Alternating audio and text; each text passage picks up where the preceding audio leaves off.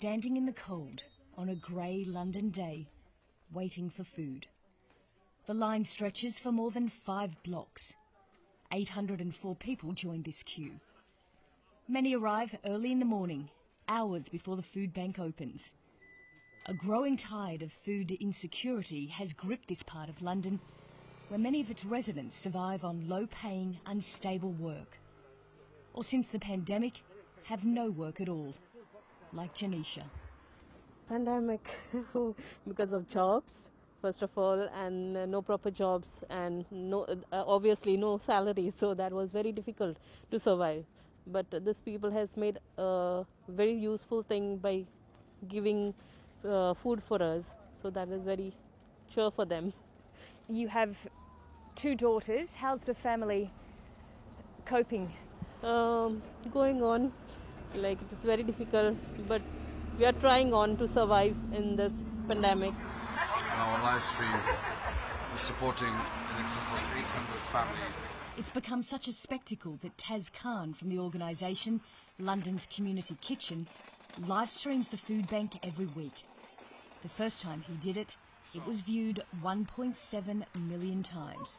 We have seen something that we have not witnessed before. A lot of these people would rather suffer and be starved than come and line up for food because it affects their dignity and it's against their cultural beliefs. They're strapped, they've got no income, they've got no access to public funds, and they literally are left without any support.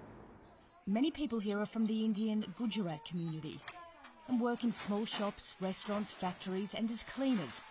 Some are paid as little as $27 a day by employers who are breaking the law. This is the underhand or the invisible hand of the economy, and it's the elephant in the room. Local leaders know about it, they can't talk about it, but we find ourselves in a position where we can talk about it and we can act on it. These people are exploited from this very high street that they're collecting food from. Kajal and Payal have been forced to take jobs where they're underpaid just to survive. As foreign students here, they're not eligible to any government support. Here in the Wembley, it is too difficult to get the job. If we get job here, they give £30 for 12 hours, like that. That's why it is too much difficult for here to survive. What job are you doing and how are you being paid? I'm just doing that here, like cleaning and all. For 15 hours, I'm doing job here, morning 8 to 12 at night. Then they give £30 because they say due to coronavirus, we can't do it. What's remarkable about this long line of people is that it just keeps growing every week. The food bank started by providing parcels for around 200. And now on Saturdays, up to 1,000 people are lining up for a spot in the socially distanced queue. 11-year-old Dharmik told me he's collecting food for his parents and brother.